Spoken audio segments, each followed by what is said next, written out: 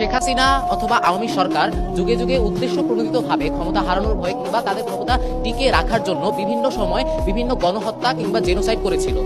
এখন মাননীয় স্পিকার আর একবার লক্ষ্য করুন, আজ থেকে এক যুগ আগে যখন 28 ফেব্রুয়ারি 2013 সালে আল্লামা দেলোয়ার হোসেন সাঈদীকে মিথ্যা মামলার রায় ফাঁসি দেওয়া হয়েছিল, সেই ফাঁসির বিচারে যখন আসলে জনগণ প্রতিবাদ করেছিল, সেই প্রতিবাদে শেখ হাসিনা তাদেরকে গণহত্যা করেছিল। খালেদা জিয়া তখন বিরোধী দলীয় নেতা ছিল, সে এই গণহত্যাকে জেনোসাইড হিসেবে প্রচার করেছিল। তার মানে আপনাকে বুঝতে হবে যে খালেদা জিয়া তথা বিএনপি যখন তারা বিরোধী দলীয় দল ছিল, তারা জামাতের পক্ষে ছিল। তার মানে জামাত এবং বিএনপি মিলে তখন আসলে একটা বড় পাওয়ার হোল্ড করত, এবং এই ভয়ের কারণে পরবর্তীতে আওয়ামী লীগ ক্ষমতা হারানোর ভয়ে এই বিষয়টি ধামাচাপা দেওয়ার চেষ্টা করে।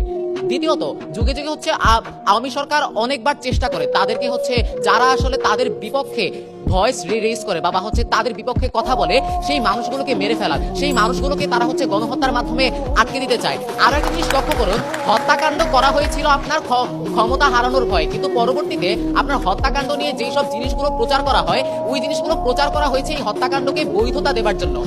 আমরা যদি উদাহরণ হিসেবে লক্ষ্য করি, 2024 সালে যখন আবু সাইদকে হত্যা করা হয়েছিল, তখন আসলে সে ক্ষমতা হারানোর ভয়ে হত্যা করেছিল, কারণ এই কোটা আন্দোলনের মাধ্যমে পরবর্তীতে একটি জনমত তৈরি হয়ে তাকে আসলে ক্ষমতা থেকে সরিয়ে দিয়েছিল। কিন্তু শেখ হাসিনা পরবর্তীতে আসলে কি প্রচার করেছিল?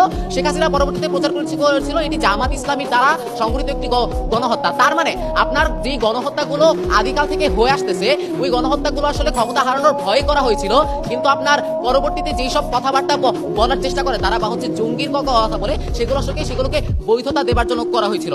এখন আপনার একটা জিনিস বোঝা খুব বেশি গুরুত্বপূর্ণ, কেন আসলে হেফাজতে ইসলাম ওই সময়টাতে রাজনৈতিক পটভূমিতে খুব বেশি গুরুত্বপূর্ণ একটি জায়গা দখল করেছিল। আপনাকে একটা জিনিস বুঝতে হবে, যখন হেফাজতে ইসলামী আসলে আন্দোলনরত ছিল, তখন তারা ঢাকার 6টি প্রবেশ মুখ দখল করেছিল। তাদের পক্ষে ছিল জামাত, বিএনপি কিংবা আপনার বড় বড় রাজনৈতিক দলগুলো। আওয়ামী লীগ তখন আসলে এই সংখ্যাটাই করেছিল, যদি তারা এই 3-4টা বড় বড় রাজনৈতিক দল যদি একত্রিত হয়ে যায়, তাহলে এটা আমার জন্য ভবিষ্যতে বিপদ। আপনি একটা জিনিস লক্ষ্য করুন, হেফাজতে ইসলামী কিন্তু ডিএমপির অনুমতি নিয়ে আন্দোলনটা করেছিল, কিন্তু তারপরও কেন তারা আসলে সময় চেয়ে নিচ্ছি একটু, কিন্তু তারপরও কেন আসলে তারা গণহত্যা করেছিল? কারণ তার মধ্যে এই ভয়টা ছিল বা এই সংখ্যাটা ছিল যে পরবর্তীতে বিএনপির মাধ্যমে প্রমাণটা কি আসলে আপনার খালেদা জিয়া সরাসরি বলে দিয়েছে যে হেফাজতে ইসলামীর এই আন্দোলন করাটা একটা গণতান্ত্রিক অধিকার।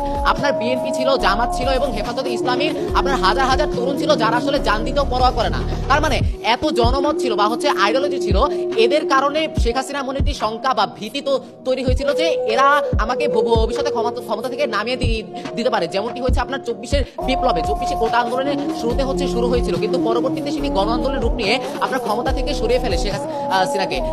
তার মানে হাসিনা হেফাজতে ইসলামকে ভয় পাওয়ার কারণে বা ওই ভীতির জায়গা থেকে সে গণহত্যাগুলো করে। সুতরাং আজকের সংসদে দাবি জানাচ্ছি বিষয়টি কিন্তু ধন্যবাদ।